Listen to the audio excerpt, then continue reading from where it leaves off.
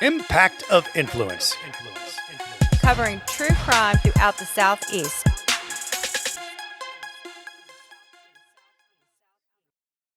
Hello, friend. Matt Harris and Seton Tucker. Always grateful you're spending time with us. We're going to revisit a case that we've done, I think, 3 episodes about, and that'll all be in the show notes so you can find them and catch up. We're going to get to that in just a second, but a quick reminder, we are on Facebook, Impact of Influence. From there, you can head over to the YouTube channel. We'd love it if you subscribe and rate and share this episode. We'd much appreciate it. And support our sponsors, part of the Evergreen Podcast Company. So the case we're talking about, Seton, is this. Kaden Moses, and he tragically died of a gunshot wound on December 30th of 2023. And looking at the official death certificate, it said that the cause of death was a gunshot wound to the head, and how the injury occurred was, quote, shot by another person. And there was zero movement from solicitors or law enforcement as far as arrest, or it doesn't even seem like a very deep interview process from what we knew. The case was closed several months after his death. And you can go back and listen to the other episodes we've had where we talked to his mom about the situation and how it played out for her. And just painful beyond words. But one of the things she wanted to make sure is the story got out so that there maybe could be some pressure put on the solicitor to make charges or at least meet with the family, because that hadn't really happened. Right. And, it was just so perplexing to us because 2 people were in the room. Death certificate says it was not possible, that it was self-inflicted. And for some reason, there were no charges brought forth. So it just didn't make any sense to us. And we want to thank the first podcast that brought it to our attention. Yes, Cask and Crime, Jim Seidel. He was the first one who called me. He's like, I don't know why no media is picking this up, because this just seems like such a tragic story with absolutely no resolution for this family. So he kind of got the ball rolling. We've done our episodes. I think Fitz News did something on this as well. And then our friend Lori Murray, we had on to talk about just the law. And she joins us now. So we bring in our friend from Lawyer Lori on TikTok. Lori Murray's also an esteemed attorney in Columbia, and she is joining us to talk about the case which we just set up. Thanks for joining us, Lori. Appreciate it. Thanks for having me. Okay, so your initial involvement was it the first time we had you on to talk about the idea of, I think when we first talked to you was about whether or not in South Carolina, if you were a minor, you could be interviewed. Am I correct in that memory? Yes, you are. And honestly, Okay. I heard a lot about the case back then. Even when I talked to you about it, we just talked about the law, not specific facts to the case, because I had not heard a lot about it.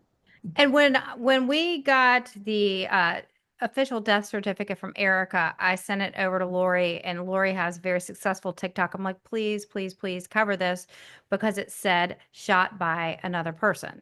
And so that was when I was like, all right, this is an official document that we can go off on. And so you did an amazing TikTok on that. And then you also connected with Erica, Kaden's mother. How did that occur? How'd that happen? Well, I did that video, and Tina's totally right. She is the one who brought it to my attention. She got me involved with it. But after doing it, I think I said in the video, listen, I haven't paid attention to this case in the past, but I'm here now and I'm paying attention now. And I am. And I started that night. And that's when I asked Seton to put me in touch with Erica, Kaden's mom. Yeah, that's how I got in touch with her. And that's amazing that you did it. Thank you for that. And because I know that has told us she was struggling to find someone to help her with this case, navigate this. It was a year later, and there was very little media coverage. And Lori and I attended a rally on behalf of Kaden this past weekend, just to kind of get the word out. And what she said on her feed, as well as what we saw, was a lot of people who were really lived in this community had not heard of this case. There was such little media coverage. That's absolutely right. I mean, and people were, because this is not just, we held the rally in Lawrence, but this happened in Clinton, which is smaller than Lawrence. And for people that live in Clinton, not to have heard of this story is baffling. And that's what we really need to work on, is making sure the constituents in that, the voting public in those areas know what is happening in this case. So who have you talked to, like officially about the case? We met Erica and Jordan, which is Caden's dad, and I met with David Stumbo, who is the circuit solicitor for that circuit. He's over Greenwood, Abbeville, Lawrence, and Newberry. So we met with him, and there were 5 sled agents there. The coroner was there, and I believe, no, that's it. There were 5 sled, because the other woman was sitting on the left was also a sled agent. So 5 sled agents, the coroner, and David Stumbo, the chief solicitor for that circuit. How did that meeting come about? Erica had been talking to them and begging them to answer her questions. She had gotten no answers as to why they wouldn't bring charges. They simply closed the case and did not give her anything. And after, I don't know if it was anything that I did specifically or anything that y'all did specifically. Maybe the heat was building up. I don't know. I just know that after I posted my video and after the Fitz News article came out and after your podcast came out and we started getting a little bit more attention, they reached out to her finally. Okay. After she had messaged them multiple times and said, we would like to sit down with you, the one-time meeting, sit down, ask your questions, and hopefully we'll give you some answers. So that's how it came about. Erica got that scheduled. And Erica then asked if she could bring an attorney with her. They said yes. I was that attorney. And how did the meeting go? Frustrating. It was a little bit frustrating because they really just weren't hearing anything that we had to say. They came in with a little bit of their minds made up. He agreed to, to relook at it. And I hope that he does. But there was, this is the thing about this case. 2 boys are in a locked bedroom. One of them walks out and the other one doesn't. Now, the one who does walk out lies and says that he didn't shoot the other one. And everybody knows that he did. People are asking about forensic evidence. They're asking about ballistics, all of this side noise. That's not the issue. The issue in this case is why they won't bring charges, because they 100% know that the other child killed Kaden. 100%. We were told in that meeting, basically, that every homicide is not a murder, which is true. Every homicide is not a murder.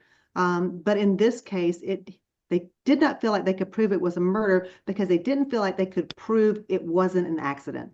And that was what he stuck with during that entire meeting. We just don't think we can prove it wasn't an accident. But We just covered this Rose Petal murder case out of Greenville, and the defense, which was not successful. The defense was that the person who's been convicted of murder did not have malice. Can you explain to our listeners how that plays into this situation? Sure, I'll do my best, and you can interrupt me if I get too long on it. But this is what I said to him, the prosecutor, is, listen, that this isn't an accident, is not an element of murder. Okay, the elements of murder are the killing of another person killing at the hands of another person with malice aforethought. Those 2 things, which is bringing up that Rose Petal case, the malice aforethought. So the malice part is, killing with no reason whatsoever. If you kill with no reason whatsoever, that's malice. If you have a reason, which is what Zachary Hughes argued in that case, his reasoning being that she was abusing her child. If you have that reason, then there's malice. Now, in this case, what I think is that there's evidence of malice in this case. That you have malice in the fact that this child lied as soon as he came out of the room and has continued to lie. Excuse me. You have the fact that Caden's girlfriend heard him say, "What are?" And that's all he got out before he was shot. Like, obviously intending to say, "What are you doing?" And he didn't get that sentence out. And there's something else that kind of lends me that, and I'll probably think of it in a minute. Intent. Sorry, intent. The intent. No, it's malice is kind of the intent. It's the mens rea part of it, but Okay. yeah, there has to be some kind of beef, I guess, between the parties. And in this case, maybe that's the other thing I was thinking of. There was a Snapchat fight, or maybe I shouldn't say Snapchat fight. There was an argument between these 2 boys, and Kaden had unadded him on Snapchat. And if you know 14-year-old boys, that's kind of a big deal for a 14-year-old boy.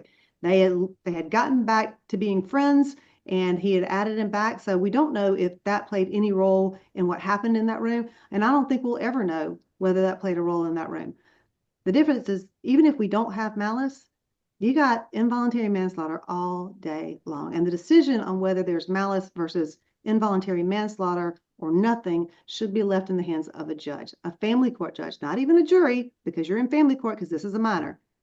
This decision should be left up to a family court judge.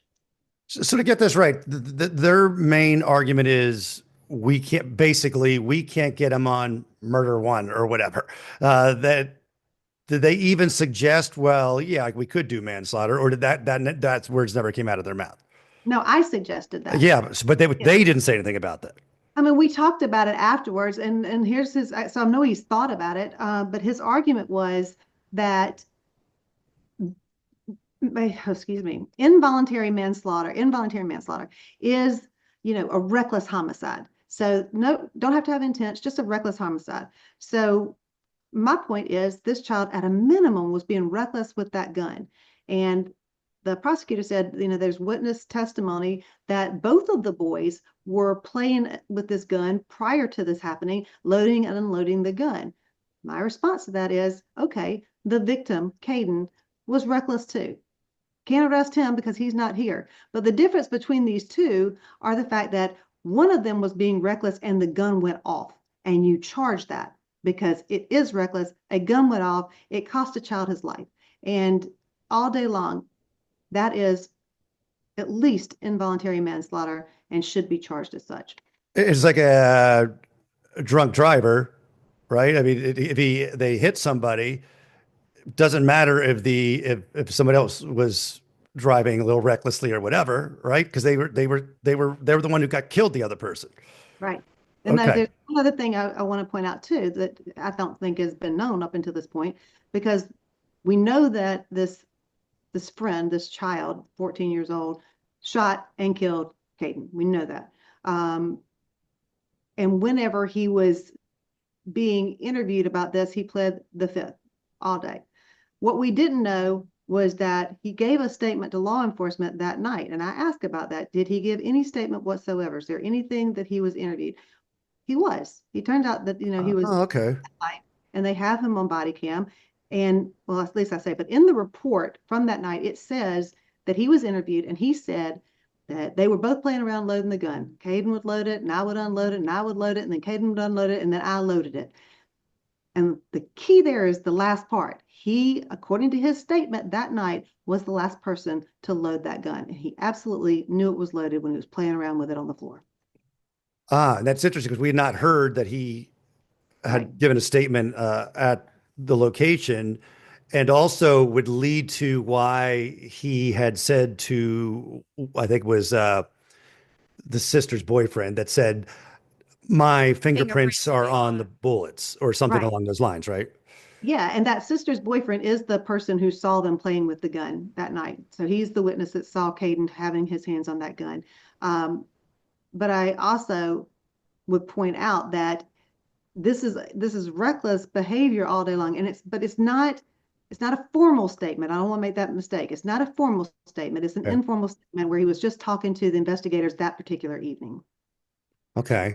Let's talk a little bit about the difference between, since these are minors involved. So, in a regular criminal case, this would go, before a grand jury. And is that how it works versus how it works when there's a minor, a family court judge just decides on this? Can you explain? No.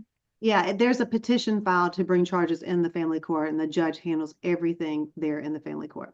So the solicitor decides on that and then passes it along to the family judge. Is that how it works? Well, the solicitor decides to bring the charges or file this petition. The charges are then brought, and the judge hears the case instead of a jury. It's never put in front of a grand jury. The judge would hear the case instead of a jury. But and then in front of the family court judge, it works in the same way as far as prosecution and defense do their case. Right. Yeah, you can have a full trial in juvenile court. And the thing to remember too is that this judge, his sole job is to listen to both sides and make a decision, and to look out for the best interest of the child. The best interest of the child who is the defendant. So how can you tell me that answering for these actions is not in the best interest of this child who is lying, who has lied the entire time. It's absolutely in his best interest to have this case presented to a family court judge. Okay, Whether he likes I want to just back up for a second because we talked about it, but I want to reiterate your thoughts on this. You keep saying that 100% no doubt, 100% no question that he did it. Can you lay that out for us? Yeah, there's absolutely no question that he did it. Two key pieces of evidence for me are that this was a rifle. To shoot yourself in the head directly into the temple, left side, it would take some extreme coordination to be able to do that with a rifle. It's a long gun. Long, and also you have the fact that this gunshot was on his left side. He was right-handed. So nobody in their right mind who's going to try and maybe could get their arms down a long gun like that would do it on the opposite side of where their dominant hand is. And then finally, you have the fact that Kaden's girlfriend was on that FaceTime audio, and she heard him say, and then didn't get to finish the sentence. Because I would imagine most people who take their own lives with a long gun are doing it like from underneath or something. You're not doing it from the side, right? You're Gotta gonna shoot it with a foot. Yeah. yeah. You shoot your toe or whatever. If there's any dispute that there's absolutely no way that this was possibly self-inflicted. I was funny because I think on X, one lawyer said, the death certificate said homicide, and they said, well, homicide is not like this lawyer was arguing with me on Twitter, like, well, a suicide could be a homicide, and we're like, well, I don't think so. I think the definition of homicide is the death of a person at the hands of another. So, yes. I mean, that's what David Stumbo is talking about. It could be an accidental death, like, in a hunting situation. And if there's no recklessness or to charge with manslaughter, which I would say the majority of those cases are still charged. But if there's no recklessness or no malice, then you don't bring charges. So not every homicide results in murder charges. But in this case, they should. Okay, so let's if it would play out, I know there's no way to exactly guess, but you're the charge that would be awaiting this, is he 17, 16, whatever.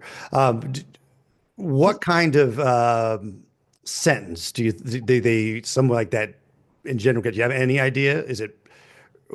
Yeah, it's a juvenile case, so the maximum I think he could get would be an indeterminate sentence to the age of 25. And if you satisfy the conditions while you're in there, or you make a significant improvement, and there's a lot of programs in the juvenile hall, and they come up for parole every certain, I think it's like once a year after a certain amount of time. So at every time he would be eligible for parole and would be able to argue his case. But the max that they could keep him in there was till he's 25. Okay, so if this, because one of the discussions about this early on was they're not bringing charges, the state, the solicitor, because of a shoddy investigation. That was at this point. Early on. That's potentially be bringing charges. He's right. Told Lori he's going to look back, revisit. But this was like the early on dialogue when we talked to John Snyder, that maybe they didn't charge because of, but you mentioned it earlier. You don't necessarily need whatever happened as far as not getting the bullet or taking pictures of this, that, or the other. Really, they don't need that evidence, right? So it wouldn't matter.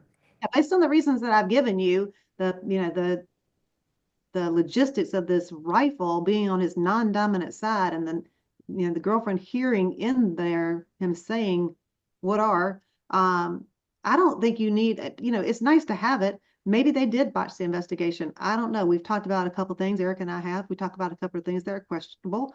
But in the end, you've got a coroner saying that this is a homicide. We know 100% that other child shot Kaden. And there's multiple people to say there were two people in that room. Yes, yeah, they were locked in the room. I mean, again, even when talking to the SLED agents and talking to the prosecutor, that's not in question. We did not discuss ballistics or anything like that. Okay, that's what I'm saying. Yeah, not an issue. Well, I do want to talk a little bit about the protest this weekend. I thought it was really special. Like, I've spoken with a lot of victims advocates who do stuff in Columbia, and you put on this thing and maybe you're going to get 5-10 people show up. They had what, 70, 80 people there? It was between 75 and 80. I know that I tried to count a little bit and I counted 75, give or take. And so I would say 75 to 80 is a good number to guess. Yeah, it was a good turnout. Really was. Yeah. And they had some of his friends, his girlfriend was there, and she had this poster with just pictures. I mean, it was heartbreaking. And then when Erica came on, she did such a great job. She had messaged me earlier the night before that she was really nervous. She doesn't like public speaking. And she just did such a great job giving a voice to her son. And the second time she spoke, just kind of, she was in a smaller group. And in the background, Tom Petty, Don't Back Down came on. And it was just one of those moments you were like, wow. Like she Yeah, just, it really was.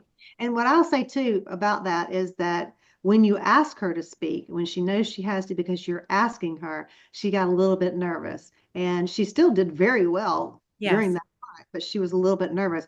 But it's when she wanted to speak, when she felt like she had something to say, was when the true passion and just emotions came straight through her. And you could just, it was visible. Yeah. Yeah, it was just such a, I mean, I just love the fact that she's fighting for her son who doesn't have a voice anymore. Right. And And this is the thing. They're not looking for um, retribution. They're not looking for money. revenge, any of this kind of thing. Yeah. No. They just want some accountability for what ended their 14-year-old son's life. And I can bet that every single person listening to this would absolutely want the same for their child. And it just doesn't make sense. I mean, truly, it doesn't. Well, this is the thing that got me involved in this case when Seton sent it to me was you have two kids in a room and a gun goes off and the one kid walks out the door and the other kid doesn't. You absolutely know if it is a who did it case and it's a murder or a homicide, you absolutely know who did it. So why are they bringing charges? It's just baffling that they won't bring charges. It's extremely frustrating. And you're a mom, so I think your mama bear comes out as mine does. But I got it double seating because I'm also a lawyer and And a badass, I'll say it. the one of the things in my practice and I've always said this, I'm dangerous on a good day, but when you get something like this where I feel like there's an injustice, or if I feel like I've got the upper hand in that injustice, I will be your worst nightmare. And that's what we plan to be for David Stumbo. Well, thank you for taking the time and joining us. And you're doing great advocating for that family. And it's much appreciated. Lawyer Lori on TikTok. And she's always got some interesting to say about the, I'll say it this way, crap show that is in South Carolina. I'll Yeah, clean make that up a everybody little. aware. Yeah. And also a lawyer in Columbia. So if you need her, she'll be there. Lori, thank you very much. Appreciate it. Thanks We so much. appreciate it. Thank you.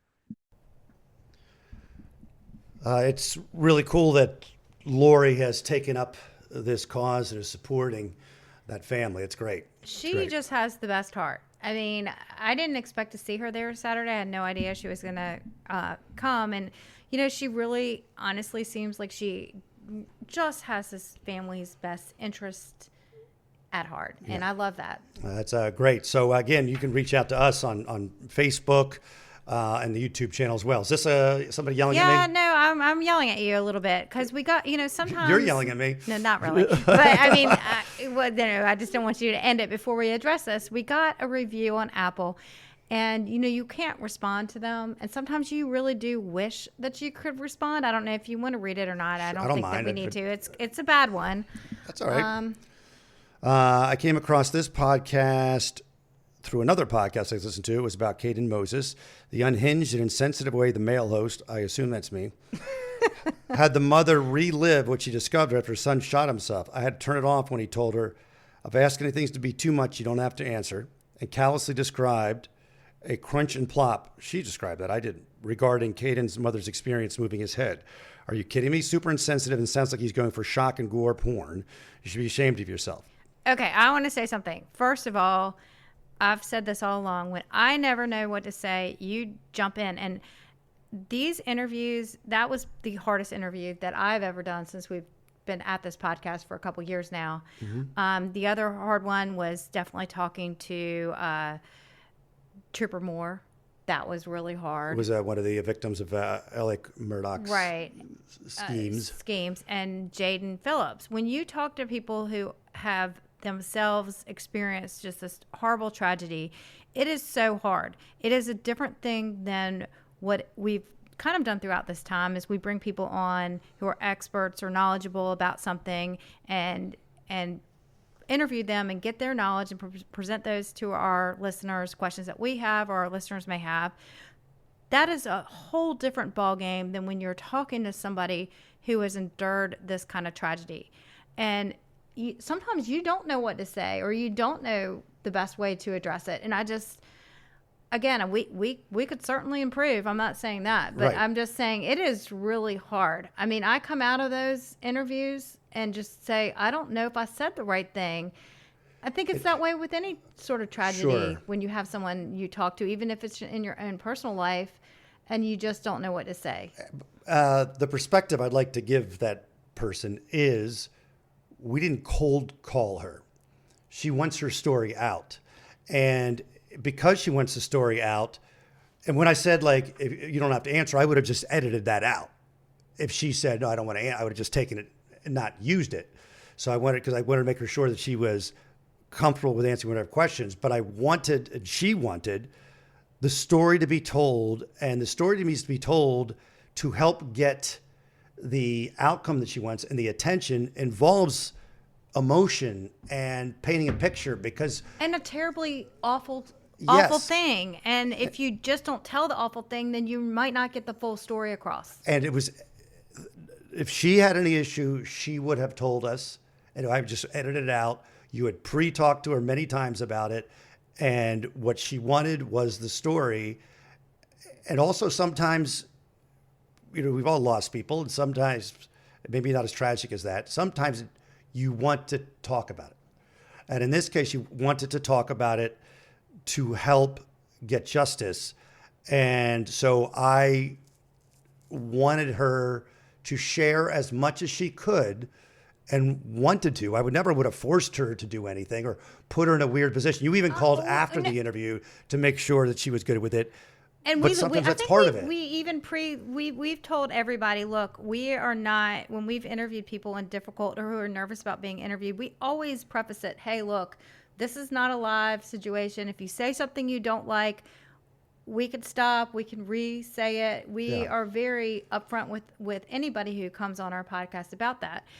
And the other thing I want to say too, I hope this isn't coming across as in any way defensive, is, sometimes when you're in this true crime genre and you're telling these things, sometimes it can feel icky because, it is, people are listening for entertainment purposes, whether it's Dateline or any of these true crime podcasts or shows, which we are a part of. This is one that I actually feel so thankful. Attending that rally on Saturday was really impactful to me personally Because you were part of making that happen in a small way that we did. Well, no, I didn't help with the rally. But you helped.